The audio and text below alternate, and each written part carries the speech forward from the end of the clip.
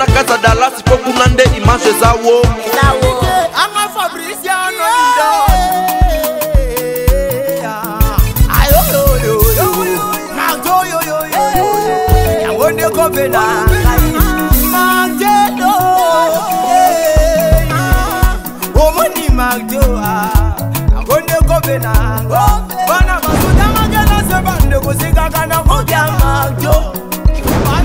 Bon dia, je vous salue de partout, que vous allez aussi offrir votre temps de suivre cette émission, c'est l'émission Parcours qui vous fait toujours du bien.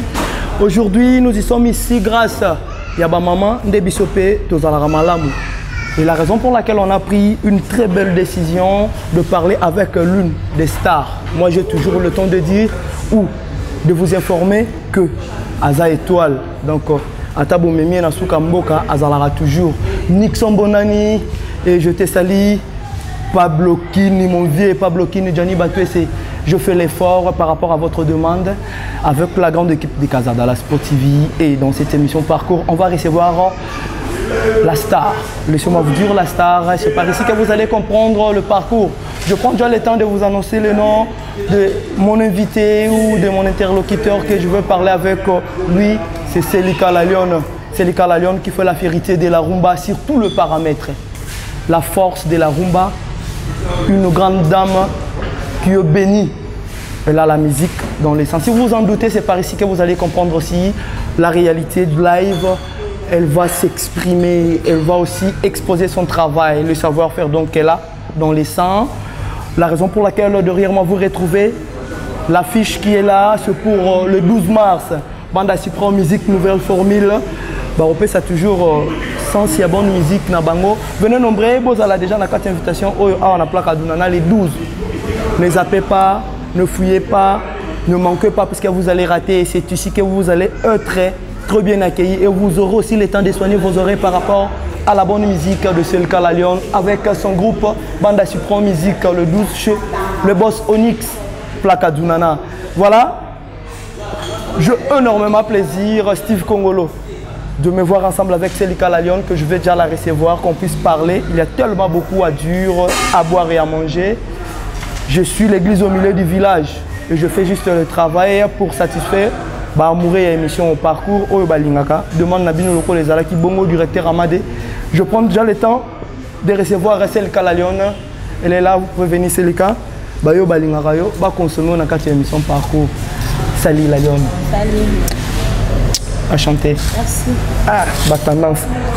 Vous êtes libre au Fandano déjà. Merci. Alors comme vous êtes la lionne, peut-être les lions peuvent être aussi énervés. Est-ce que j'ai le droit qu'on peut prendre le micro? Pourquoi pas? Un micro, qu'on puisse parler la réalité.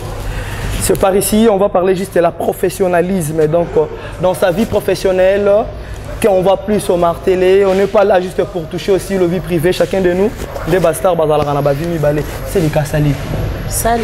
Apparemment, je vous retrouve, vous êtes très chic, votre santé intérieure. Merci. Ça marche. Ma vie, ça marche très très bien. Ma vie, moi, de la femme, toujours. Vous avez respecté des normes. Voilà. Vous êtes en panne. Très bien habillé. Je suis tombé amoureux de cette habille. Merci. Ok, très joli. Émission Parcours RCP Lilelo. Banda Tobo Tamambal de Soto Yambo na Katsa programme. Ok. Vous imaginez, ça date de temps. Votre vie, c'est un grand livre qui a déjà doté beaucoup de pages et ça nous a plus excité de recevoir Selika Lalion. Il y avait tellement de demandes, qui n'a besoin de alors, moi, je suis en Kanga Makambarumba.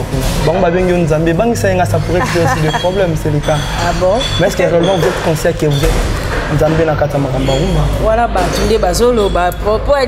est-ce que votre conscience ne vous dit rien du tout sur ça? Dans la musique. Donc, Bisso le roi a créé par son image. Voilà. Et pourquoi pas tous avoir petit lié? Voilà. Je suis une Zambé, il y a mon pied. S'imposer dans la musique alors. Toujours dans la musique. Vraiment très bien répondu, c'est le cas Lalion. Il y a des personnes qui peut-être bamou na rayo, on peut savoir on sala na malam, on va consommer déjà, ça date le temps depuis que vous êtes dans la musique. Mais bazal rapper na vie après bamuto azangi source, c'est que le Nil. D'où vient Selika Lalion, pardon, excusez-moi de massacrer votre nom, voilà. Selika Lalion pour s'imposer dans la musique. C'est normal parce que moi dans le bamba on te oui pour ça on les a empêché c'est le cas la lion source na eza uta chez bango vraiment na parler na bango et pas maman na et pas papa na et ce to continue maman musique eza roi don to robeng on peut quelque part le la héritage oyo ya papa oyo ya botibiso en tout cas ça qui grand chanteur abanda oyemba si bien donc papa biso peut à son nom pour sa kufa voilà mais abanda oyemba vraiment bien donc ce que don on a tiqué la karangate voir même banana ya liboso tina moi na suka biso surtout tout ça la musique. Alors, la musique du ghetto, il y a une différence entre la musique professionnelle et ce qui est dans les gangsters. Et comment vous aviez fait de rendre la musique professionnelle, le savoir-faire que vous aviez exposé face à votre public pour conquister Bangonde, tout le barana portugais, Bazalayayo, au s'imposer. Nani afulaka yope puis orchestre ni liboso o yope sa chance wana o l'accent voilà orchestre liboso yope sa chance ninga Luanda nazaki simple choriste ya ko travailler na ba studio et par rapport à ba studio ndé na okutana grand-père Samangwana que vous sali donc à travers yende ameka ko pesa nga un peu ba mayele misusu ya royeba ko kola na kati ya musique pour grand-père Samangwana pour Anzimayo ils arrivent vraiment de ça qu'avait pour oyemba ndima royebi donc qui baebi grand-père Samangwana ou yazali donc à travers yende muto sala vraiment o ngalelo nazali c'est le cas là donc vous vous êtes rencontré avec papa Samangwana que je salue papa o basala makasi pe musique naturelle toujours et na matadidi trio majesty na bossani PTP à son âme. C'était juste ici en Angola? Toujours en Angola, on a collé en Angola. Surtout, tout une grande surprise. Et vous êtes très forte à la rumba. Qu'est-ce qui a fait il y a une musique et Makila. Peut-être Makila va des oganga. Pour essayer que vous avez un problème. Voilà. Et avec papa Samangwana, vous avez fait combien de temps avec le père? Tu as joué 5 ans, 6 ans. 5 ans, 6 ans. Et par après, nous avons dit que ça, banzela na ngape bande comme tous peut tokutana na bango na ndenge ya Luanda Angola on n'est pas cité les noms ils sont beaucoup voilà et alors par rapport à votre parcours après papa Samangwana où était Selika La Lyon où est-ce que vous aviez traversé quels sont les orchestres OP Bazwa Kitan tobeti na Osaka Musica pe tobeti na Osaka Musica et na longwe na Osaka Musica et pas mon vieux Nonai monsieur Bambote Bilé Bishiko Zali président na Nonai monsieur Bambote et par après la musique na biso ya lelo to benga interprétation pour na Osaka Musica ezaki musique interprétation te to beta biloko ezaki ya biso voilà et pas ça Mangwana kutu jamais interprétation ko les kapo ezalaki pe ba faire na ye ba makambu na ye et par après ndete est-ce ko kuta na ba jeune na ndenge ya Luanda et de tout comment travailler maintenant vous êtes dans votre parcours avant de commencer pour te mettre les solos et Yomoko Selika La Lyon parcours dans SCP l'exhibition tu as déjà originalité pour ceux peut-être qui ont des doutes qui n'ont pas encore vérifié allez vous informer pour comprendre la grandeur de Selika La Lyon la raison pour laquelle elle est excellente elle donne toujours ce qu'elle a par rapport à Bissika Oaleki, elle a travaillé avec des professionnels. Être tout près de papa Samangwana, ce n'est pas quelque chose de facile. Ça fait du bien. Selika La Lyon. Vous travaillez dans Bangonio, vous commis dans likanisi po bimame.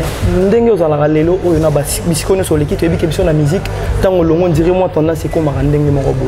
Vous êtes en bon terme avec toute personne au bazaki ba leader tout encadré yo? Na koloba Ket Simba uti okotawa yo mo mo inonde to yambani on n'est pas na cité ka batebele Ket Simba koti monde to yambani bon sauf quand apparence trompe na boye to lo baketo lingani mais tam suna motema lo ba mamo mususu donc wana kuma na wozanga maloba on na ebike donc on surtout bazaba yaya et puis na sama.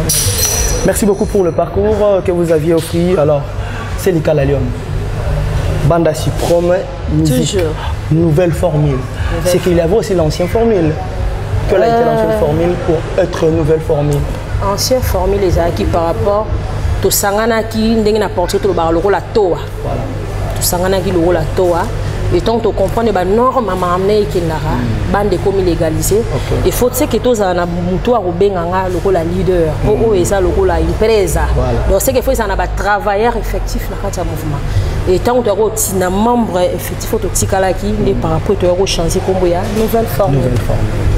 Avec une nouvelle formule, c'est déjà combien de temps que vous avez déjà fait? Une année déjà. Comment vous gérez l'orchestre? Qu'est-ce qui vous aide le Loselika au maîtriser bateau Tikalaki de mon lobby? Et ça, au fond, les labans ont remonté ma musique qui est Sarah Moutumbon ote, Moutou, ne Moutepe Sarah Batumbon. Voilà, et ça a causé un bango, premièrement le rôle à leader, maman, et puis deuxièmement, causé un bango le rôle à Ndeko. Pour beaucoup mais longtemps. Si on veut tenir un bango beaucoup de regards, et on monnaie ça à qui, maman ou mais la té. Mais si on a le rôle à leader, on traite le rôle à maman. En tout cas, moi na po abu ngantila maman, ils a passé. Donc moi na wa benga maman, donc ils a passé. Ata mabele qui, ata maman bakangendo, ata maman bakangendo qui soit moi na benga ka déjà maman. Donc c'est comme ça. Comme ça se dit, maman m'a base à la kate, parents m'a base à la kate, et c'est le cas là nous a encore inspiré cette chose. Dr Mwanza, Vine Aventure mais toujours posé, le GT Sali, je salue aussi Dina. Avec Selika, ça fait du bien pour comprendre la Lyon. Bokasiwana, leadership, tout le monde est dans ici que routine ici kokomi. Alors, banda si prend musique, bozaka na ndule ba kop mususuté. Aujourd'hui, on voit en Angola, baza toujours la tendance à se baser quand on a l'interprétation, c'est le Lyon. Et dans le départ, on avait aussi compris que vous étiez dans ces rythmes. Mais aujourd'hui, on voit que tendance c'est comme que changer. Aux autres promettent que Badilo comme peut-être ils allaient cater. Quelles sont les raisons eux ils allaient pour maintenir longtemps mon laï la musique et interprétation et pourquoi vous avez changé la vie? Dès qu'on a le bac qui musique et puis ça me tout monde teza mamba mutu et na mamio surtout mutu faut et ça là. Interprétation pekala ana Luanda, laisse-moi vous dire, tam chez le moro boye bagité bando futa. Interprétation kala Luanda ibanda ko futa. Donc ibanda ko futa pour to travailler pe na ba vie na biso mususu. O pe ba futa ba billet na ba porte. O pe biso ba seline on aime to futa banda ko na ba interprétation. Tu vivras petit comme le la bakindumba, tu es toujours dans la musique mais l'interprétation banda futa. Sauf que ça il y a de quelques-uns au bayaki. Dès le roi va commis ça qui ont cop na bango comme le roi va gémo robuinde voilà ils arrivent sous passion tiens ouais et là pour le bac qui quitter l'interprétation koko mana baba et voilà bisomo ça par rapport ya mutunde comme ça là pour interprétation et pour pesa muto venir mais là bas œuvre nanga moko ne ko assurer quelque chose de bien na liboso nanga donc on a décidé qui dans la Céline pour l'interprétation mais na bimisa combo ya Céline monde entier va comprendre Céline par mes propres yeux. Exactement. Et alors qu'est-ce que vous pensez alors pour offrir à votre public? Vous êtes en train de préparer l'album, vous êtes en train de préparer le maxi single. Maxi single, vraiment tout ça déjà dans maxi single auto préparé, j'en ai 5 titres dans génériquement comme. Voilà. C'est déjà dévoilé, c'est le cas la Lune, mais c'est pour quand alors?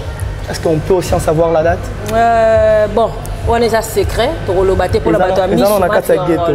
Les gens ont katia ghetto. Aboyi na ngabino batu bomesana ko so bakomba batu bomemala banganga ngope bokenda ko ndire simba la rote. Otika la binote. Vous avez peur des gens? Est-ce que ça vous a encore aussi arrivé c'est les Canadiens? Ko père to banganga batute. Mais to banganga ne makambo bato basa. Ba makambo na bango ya rode. Tozo banganga ne makambo na bino ko affecté. Merci pour le message c'est les cas. Est-ce que ça vous a aussi arrivé de se servir dans les polémiques pour avoir le succès? Puisque le tout le monde a Nandenge ya rumba, nandenge ya idéologie spirita wenge, les gens se servent dans des polémiques pour maintenir l'équilibre, c'est le cas. Vous tombez dans un point très bien vraiment donc. C'est une très belle question vraiment posée. Musique et sa polémique. On remarque que la place au Bimisara, Banzembo batuba consommer bien, yotano so pessimini na polémique, batore bazela ke nzembo ni na bimisi koto consommer batuba komo zela. To fanda to zela ofinga nani lelo. C'est que ozolongwa déjà la catégorie mo ba komo tio de na catégorie. Laisse-moi vous dire Michael Jackson azam Michael Jackson oh na batu nyonso ba ebeti na sama bele ba ebie. Tina zamba batu mai ba ebie. Azali misha polémique. Côté na biso basi to mona ba Rihanna ba Beyoncé baza ba kombo ebele. Baza ba mama na ba artistes au bazar reconnus dans le monde s'il vous plaît mais basa la musique polémique pour na obimeza na ngaka te que fona finga toisi congolo to fona finga casa Dallas pour c'est kala Lionel Manon et ça ba œuvre nanga et puis na marche nanga et puis charisme nanga ya on de ça là. Merci pour le conseil. Donc, en vrai dire, c'est servir la polémique. Non. On a toujours idéologie à grand-père Bozi Boziana. C'est le cas sans polémique. Donc, Nazawa pour na Rolanda Mamba tout pour na perdre temps nangai. Donc, biso to fou la Bayuma ti. Bayuma déjà basila kala. C'est le cas. Ça me fait du bien. Parcours nayo, musala nayo et puis ça va toujours devoir tant tout ça la recherche pour na kolukarotu nayo. Batu balinga ko batu ni biso makambo délai. Mais sauf que nous sommes à la télé est stable. Donc temps et vous permettre de tout bétanio sur qu'on a les lots. Tout qui maman la lombango. Polémique, les armes nayo té. Voilà. Mais à deux fois toujours dans une futilité puis comment tu n'as pas réel vous aviez des attaques n'a pas paramètres moto qui faut imaginer vous êtes consciente na makambo on azoloba puisque mutu mususu yoko bandate mais yé moko pe et comme il faut comprendre que mutu ngana yetu za pena na likamoko boyo kebi no pe ba musicienne boza pe mo ibele na Luanda quelle est la personne peut-être vous sentez aujourd'hui esprit être le adversaire. Mais vous n'allez pas citer le nom. Est-ce que Baza, Suri Baza, combien? Na Luanda, bon, franchement par là, na monité. Tu es les bails, c'est nous. Disposé. Azate. Vous êtes libre, c'est bon. Très libre. Raison pour laquelle Banana Karaki année 2020 et puis na continue en 2020. Et puis s'il vous plaît, na to katanate. Ah bon? Biso to betara, na to kata. Autant dans la problème, mais streamer comité. Au baté. Le band de courant et qui nature et puis voilà. On a été soufflé quelque part. Ça c'est pas de la polémique mais ça fait du bien aussi. Myriam Sangou, on dirait aux oreilles na mabora mutumora na kanda na otile. Myriam Sangou. Myriam Sangou wapi ils non bras droit. Il y a la lionne. Baboro deti ya butuni. Même si tu es qui en karaté, explique-les, tu es les inconscients peut-être, soit pas conscients, pardon. Si c'est vrai, vous dites non, nous tombons le bas à la canne de ma canne. Nous tombons à bien à Congo. You me biscuits. Non, c'est fait là un jour, tout ça la moindre préparateur, si on a faut bien à Emoro. Vous avez mieux placé, voilà, il y a un répondre. Pour Nazar, pour la remise pour Missamate, on a ébika part, qu'on a petite sœur, na nengue à famille. Donc, Azar. Autre le roi musicienne avec tout fier je prononce que musicienne ah là là voilà. Donc vous êtes leader. Merci beaucoup maman leader. La réponse a déjà été donnée sagement. Merci Sénéca la Lyon. Sénéca Masola Banda Supreme. Vous êtes l'une des artistes azo tambola lelo azo sala ba déplacement nangolo zo tourner ba activité mbongo pe ezo voici comment on c'est la case na Dallas bo pe sanga moi quelque chose faut bidonner ba bi maka bon alonda na ontoliete c'est le cap pour faire ceci tu dis que le rose appena franchement ngo yaki na ngo tena basoyo to recevoir yo ah ba ko ba ba ke tourner mais que le votre secret ou côté que la baninga mususu to ba déplacer na pas si bah raison les années yo mo ko tourner ming et pourtant vous êtes dans le même tendance bo ça peut cop moko non ezara que union na biso par rapport il y a groupe et on de ça la force nanga et puis na koyeba kotambola et puis quelque part peu réputation peu sur les bien et sauvera peu OK voilà la musique na sala ngo na ko beta toloté mais ceux qui n'ont pas la musique c'est qui n'ont te kaka niveau nanga alors nous sommes ça la likambo na ndenge ya sincérité et puis na ndenge ya kozala juste devant l'Éternel et puis au monde nzambe asopara ba bénédiction mon nzela et ba nozara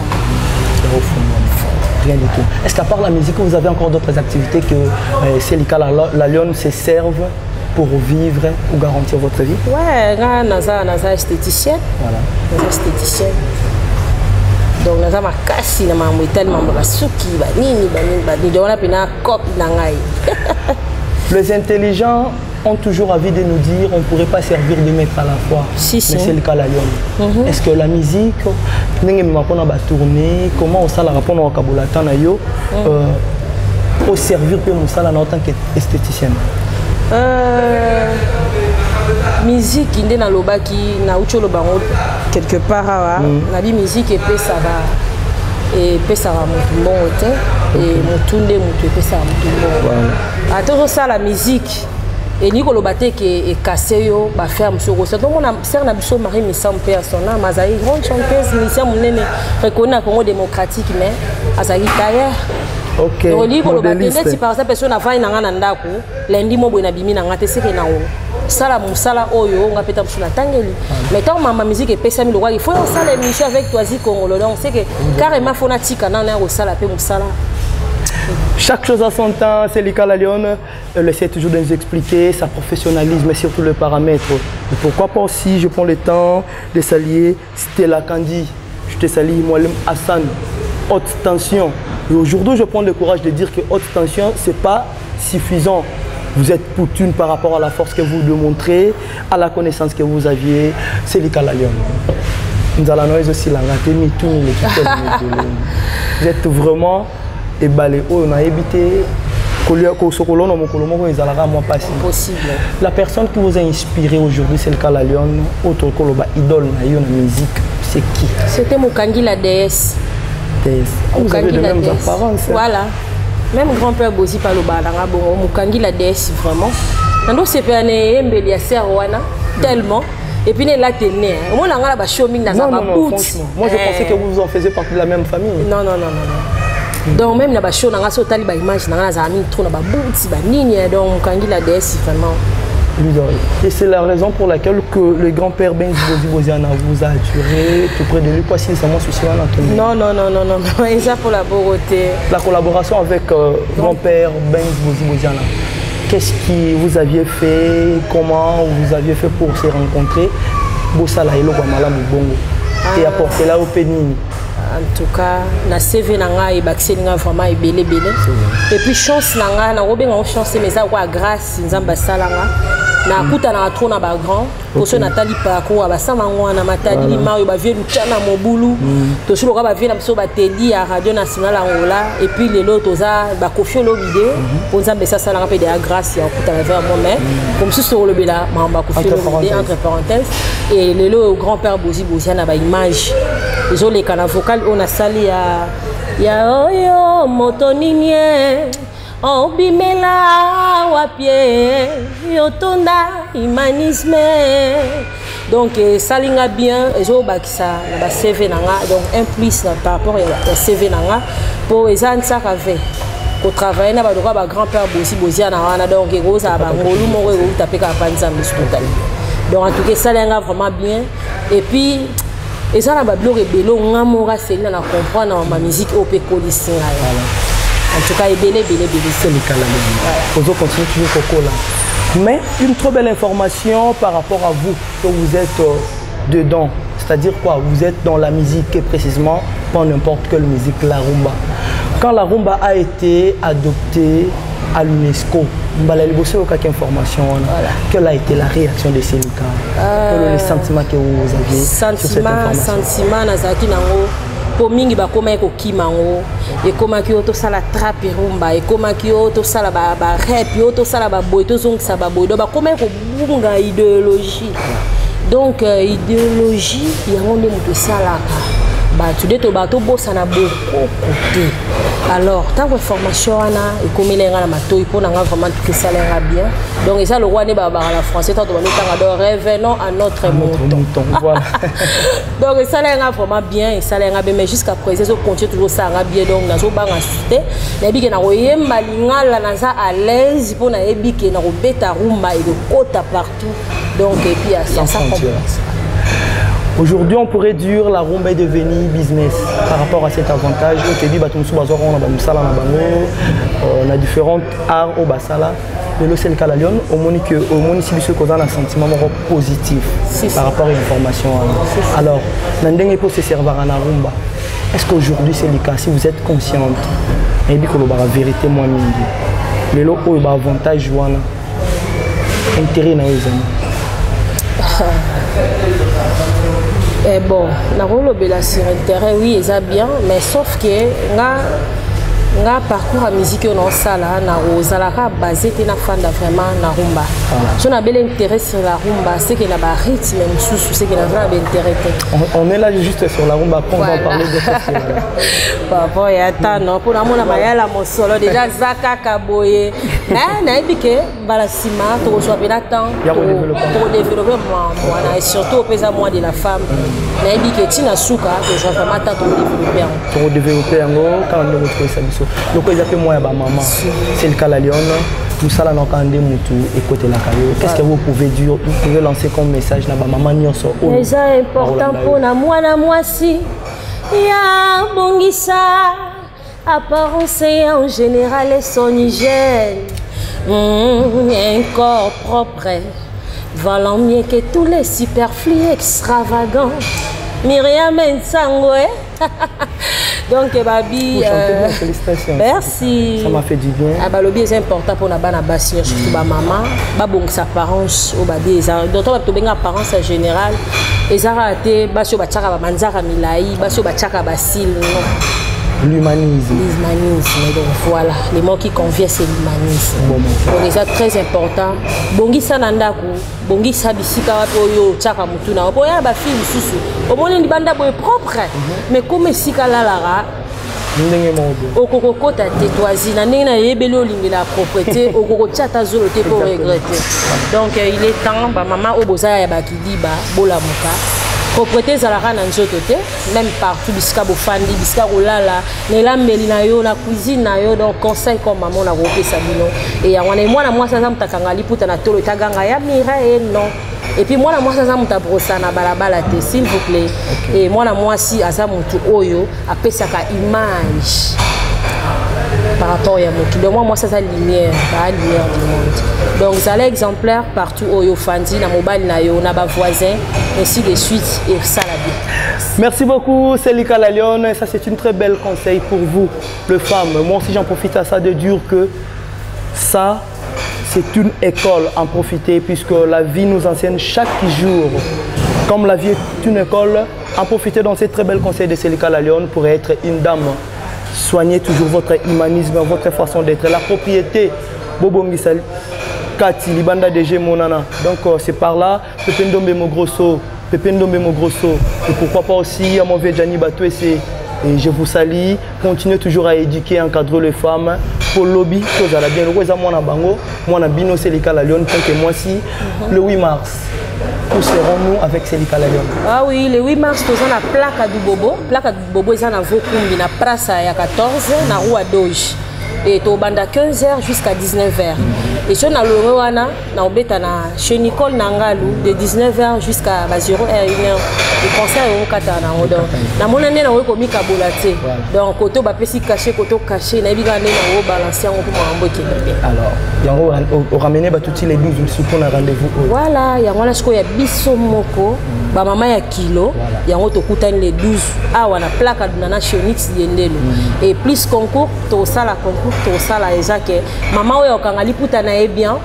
Et puis Amérique oyemba bien bato babetele maboko azana cadeau ya pièce moko ya libuta. Oh là là. Merci babi papa. Yaka la maman. Koya yo moko te s'il vous plaît papa, yaka la maman. C'est la panne. Tout ça à moi de la femme. Mon tenga mon quoi exemple. Donc ça moi au mobile manazaka tampane. Toujours. Donc ça va toujours fierita maman. Fierita maman mais ça moi na biso pourquoi parce que là tu veux pantalon trop. Il n'a pas pantalon comme moi so ba bino longa 11 mois pantalon. Moi là tu m'as poutelé faisate. C'est bien femme africaine non. Ça fait du bien, c'est votre style, c'est le cas. On est en train de chuter déjà pour arriver à la fin de cette émission. Et ça m'a fait du bien de vous recevoir dans cette émission. Merci. Nathan ou le PC monsieur se disposer pour tous ailleurs. J'espère dans la montumoro à ce plan mingi. Nandenga musalo sala. Voilà. Ange Martin, papa Lopango. Est-ce que vous pouvez dire à papa Ange Martin? Ah la sangi maloba. Babi ndenge sepela nanga ndenga pena sepela na yo toujours on est là c'est le cas la Lyon naza toujours pour na osepesa bino par rapport à voix pour nemso na sepela na été mais na sepela ka ndenga yemba donc naza na toujours voilà pour la continuer ko sepesa yo Ange Marquis papa Lopango sikoza babi batela maman bien babi au moins na biso tenir trop rigueur, vraiment donc kangaye peut trop mais tika vraiment tika vraiment genre mon pépé ou ça mon absolu 12 kozanga te aux invités spécial et awana kati ya plaque à donana chez Onyx Dindelo. OK. Bako za l'invité, je vais juste le rose à la batebele balinga yo, c'est le Calalion. Vous lancez un message na batutu balinga yo, ou ba soutenir kayo et puis ba o ba fan na yo. Je vous donne 7 temps. Toshite, nga pe natangi ba oanga, o balinganga, pour tout kabwana, tout ce que le temps qui ne peut pas. Pour nous le porte-monnaie magique, Babi Selika yo, continuez à soutenir les messages. Na Kamba Lobo, sponsor officiel, Junior Mandoki, la Bossanité Docteur Pichou, et pourquoi ingénieur Guy Vassanta, Babi na Bossanité, Bossa tellement belle Fredé Mongo, Alex Mayo, Babi fondé un mouvement. Babi to Bossanité, Boza tellement ébélé, na baignon surtout au Bolingara Selika la Lyon. Et na aussi on appelle na ba patron oyo nga na ebi ba kombote vraiment o ba Olanda pe mission oyo. Toujours bon continuer pour soutenir nga po biso ana Luanda lo ke bo ma biso riza ba producteur bazalate. Ba œuvre en haute tozo sala boloba ke bo se baza trop l'interprétation. Mais la ministre oyo to komi ko ki m'interprétation ko sala ma na biso. Nde na loba ki plaisir nanga lelo ezala pe ke musicien auto musicien moko longwe na kata ngola Luanda. A kepe ko beta na cité du fleuve nga kombo na kangaka ya wana. A kepe ko beta pe na cité du fleuve. Ya ma eko sala pe bien. Et noka bango ba ko beta ka biso pe bo to ko sala pe mokili na biso pe to bibisi ba artiste na biso tozo ki na pe ko to ke ko beta. Pona bi ke mbongo ezangi te bozana bino na ngo. Ba patron ona na ba kombo te. To cha bango pe na challenge. Mon vieux Pablo Kini, ça c'est une très belle idée. Pablo Kini la force, vous êtes là pour soutenir les artistes. C'est le Calalion a pesibiso idéologie. V toyebike ozamuntu oyo yeba ko kabolana batu ozalaka na bango ceux qui ont trouvé idée au bien ndenge to moni bien benga petit na yo et je veux vous servir le pont pour parler avec Selika la Lyon bota la pena kopo Selika artiste belé balonga a te bakena kuna biso to ya marabartiste kuna idée na eza bien oui et ça la bien. Et ça la bien artiste moi Uchangola zo beta portugais a beta lingala enta bomoni a beti pe loko kofi pa vanda yo artiste Uchangola zo yemba esiko a koti pa vanda honoré monito c'est kosunga na tant que ça vivant to c'est la teka Céline qui tengelo la koti na cercueil to ba patron bobima po beaucoup ndanga honneur tant ya opesanga valeur to honneur yango yo naza vivant nga mona savre yango et ko ça la bien ça fait du bien Myriam Sangoula douceur personnifié des très longues jambes.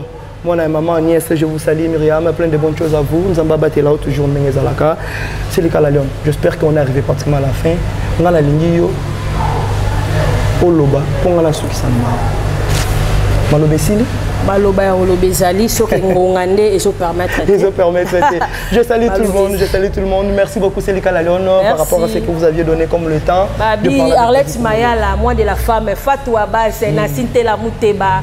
Boza tellement mais belé donc il a fait Sibino. Laissez-moi vous dire la personne moi j'arrive à un tel point de dire que c'est le Copperfield de caméraman Dallas Diangini Timothée. C'est que vous faites, Dieu va vous pambola toujours pour ma camboy Kendeliboso. Et je ne pourrai pas oublier doubler, triple fois doubler Nadège Tembe par rapport à ce que vous aviez offert des trop belles bébés. Pour Bassa, aura toujours honneur Nabiso. Bébé Biliv Matouza, je vous salue. Je salue tout le monde. Peut-être ceux qui n'ont pas écouté leur dédicace. Vous allez déranger. Les 12, il faut le Belaming, les 12. Exactement, c'est tout le monde. Banda Supreme Musique, Kilo ya Maman, Bassi, O Bazalara, Pezuneti Myriam Sangou, O Batonda, Baya. Avec Pan, il y a des surprises et puis vous avez des cadeaux que c'est le Calalion. Au Kangi, vous avez bien. Borozoengo, le 12. Plaque à Dunana, chez Boss Onyx, c'est une très belle espace qui nous a aussi offert le temps. Tout ça, l'émission qui est au Oyo, grâce à Dieu, mais à travers le Boss Onyx qui a sacrifié le moment, le temps et puis son argent. Pour Asala, et là, il y a bien beau, en couleur Poitiers que je ne pourrais pas oublier. J'ai toujours le temps de dire un coucou à toi, couleur Poitiers, pourquoi pas aussi à Mayala Mosolo. Il y a tellement beaucoup de personnes. Oyo, Tozarana, toujours en bon terme. On se retrouve à la prochaine occasion. Bye bye. Je vous aime beaucoup. close. Et puis batu ba bomba ba âge na bino tolobela bino mukole roya bino batu bomba ba âge. Oh. Tolobela bino après. C'est le cas quand on photo. Au quand on bisote. Esite. Bon, il te ba bomba ba âge na. Basé bien. Abenga batu ka ba yaya. Oh. Na biso ngazara yana. Alors putain. Ba comprendre. Ah, il va pas me funda kwa mukolo. La lion. On devrait le passer.